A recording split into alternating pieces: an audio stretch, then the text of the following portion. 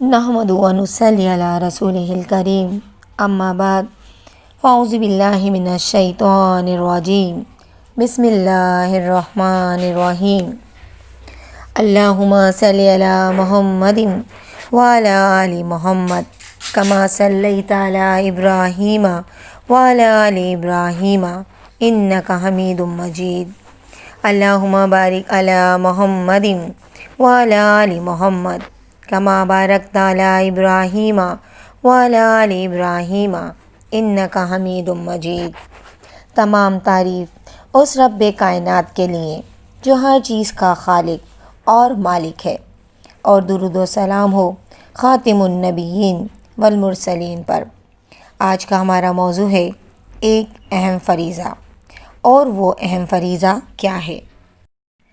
لوگوں کو دین کا پیغام دینا یہ ایک اہم فریضہ ہے، اور یہ ہر مسلمان پر لازم ہے کہ وہ شریعت کا جتنا علم بھی جانتا ہو، جتنے احکامات سے وہ واقف ہو، جتنی وہ آگاہی رکھتا ہو، وہ دوسروں تک اس پیغام کو پہنچائے۔ یہ ہم سب کی شرعی ذمہ داری ہے۔ ہمیں اس کی اہمیت کو سمجھنا ضروری ہے۔ جو شخص اللہ رب العزت کی دین کی دعوت لوگوں تک پہنچاتا ہے، اس کے بارے میں رسول اللہ صلی اللہ علیہ وآلہ وسلم نے فرمایا، یقیناً اللہ رب العزت، اس کے فرشتے، زمین آسمان کی تمام مخلوق، یہاں تک کہ جو چونٹی اپنے بل میں ہو، اور سمندر میں موجود مچھلیاں، اس کے لیے رحمت کی دعائیں کرتی ہیں۔ جو لوگوں کو دین کی تعلیم دیتا ہے، یہ ہے ہمارے رب کائنات کی شان کہ وہ ہمارے ایک نیک عمل کرنے سے ہم پر اپنی رحمت کی برسات کر دیتا ہے۔ لیکن یہ ہم انسانوں کا المیہ ہے کہ آج ہر انسان خود کو اس قدر مصروف سمجھتا ہے کہ جو ہمارا اصل مقصد حیات ہے وہ ہی ہمیں یاد نہیں۔ ہم دنیا کی رونقوں میں اتنے مگن ہو گئے ہیں کہ آخرت کی تیاری کو ہی بھول گئے ہیں۔ رسول اللہ صلی اللہ علیہ وآلہ وسلم کی حدیث مبارکہ ہے کہ اللہ رب العزت کے نزدیک تمام اعمال سے پسندیدہ عمل یہ ہے کہ اس پر ایمان لایا جائے، پھر صلہ رحمی کرنا، پھر نیکی کا حکم دینا اور برائی سے روکنا، اور سب سے ناپسندیدہ عمل شرک کرنا اور قطع رحمی کرنا۔ اگر ہم اپنے آس پاس ذرا غور کریں تو یہ دونوں چیزیں آج ہمارے معاشرے میں بہت عام ہیں، اور اب تو حال یہ ہے کہ اس قدر ان تمام چیزوں میں اضافہ ہو رہا ہے کہ اللہ رحم کرے ہم پر، چاہے وہ شرک ہو یا پھر قطع رحمی۔ لوگوں کو اس بات کا احساس ہی نہیں ہے۔ اب یہ ہم سب کی ذمہ داری ہے کہ ہم لوگوں کو اس بات کا احساس دلائیں اور دعوت دین کو عام کریں۔ یہ ہر مسلمان کی ذمہ داری ہے، چاہے وہ مرد ہو یا عورت۔ فرمان رب بھی ہے، مومن مرد اور مومن عورتیں یہ سب ایک دوسرے کے رفیق ہیں، نیکی کا حکم دیتے ہیں، برائی سے منع کرتے ہیں، نماز قائم کرتے ہیں، زکوٰۃ ادا کرتے ہیں، اور اللہ تعالیٰ کی اور اس کے رسول صلی اللہ علیہ وآلہ وسلم کی اطاعت کرتے ہیں۔ یہی لوگ ہیں کہ ان قریب اللہ رب العزت ان پر رحم فرمائے گا۔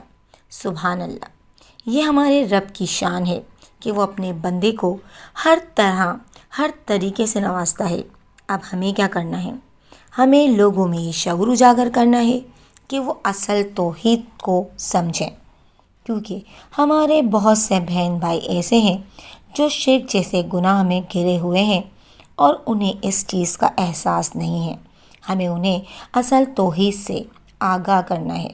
جب ہم یہ کریں گے تو ہمارے سامنے بہت سے مسائل کھڑے ہوں گے، جیسے آپ کو لوگوں کے طعنے سننے پڑیں گے، کچھ لوگ آپ کا مذاق اڑائیں گے، بری زبان اور برے القابات سے بھی نوازا جائے گا، لیکن ہمیں اس وقت بڑے صبر و تحمل کا مظاہرہ کرنا ہے۔ اللہ رب العزت سے اپنے لیے ثابت قدمی کی دعا کرنی ہے۔ فرمان ربی ہے کہ اے ایمان والو، اگر تم اللہ کی مدد کرو گے تو وہ تمہاری مدد کرے گا اور تمہیں ثابت قدم رکھے گا۔ رسول اللہ صلی اللہ علیہ وآلہ وسلم کی حدیث مبارکہ ہے کہ ہر مسلمان پر صدقہ کرنا لازم ہے۔ صحابہ کرام رضی اللہ تعالیٰ عنہما نے عرض کیا، اگر کوئی صدقہ نہ کر سکے تو؟ رسول اللہ صلی اللہ علیہ وآلہ وسلم نے فرمایا وہ اپنے ہاتھ سے کام کرے، اس سے خود بھی فائدہ اٹھائے اور صدقہ بھی کرے۔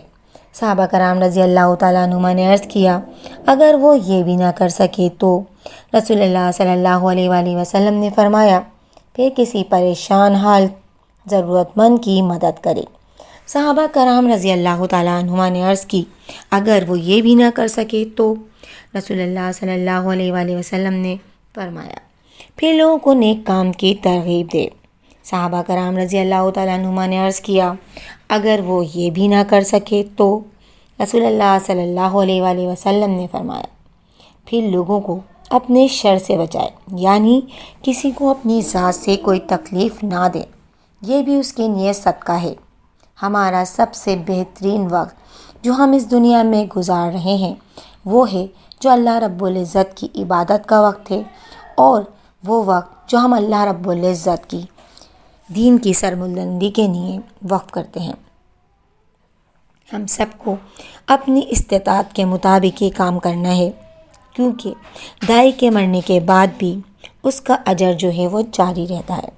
رسول اللہ صلی اللہ علیہ وآلہ وسلم نے فرمایا کہ 7 کام ایسے ہیں کہ بندے کے لیے اس کی موت کے بعد بھی ان کاموں کا اجر جو ہے وہ جاری رہتا ہے جبکہ وہ قبر میں ہوتا ہے۔